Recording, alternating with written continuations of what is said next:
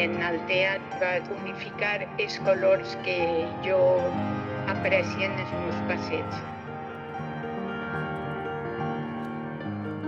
Quan anem a passejar veig el mar, veig la muntanya, la força del sol, que això és el groc.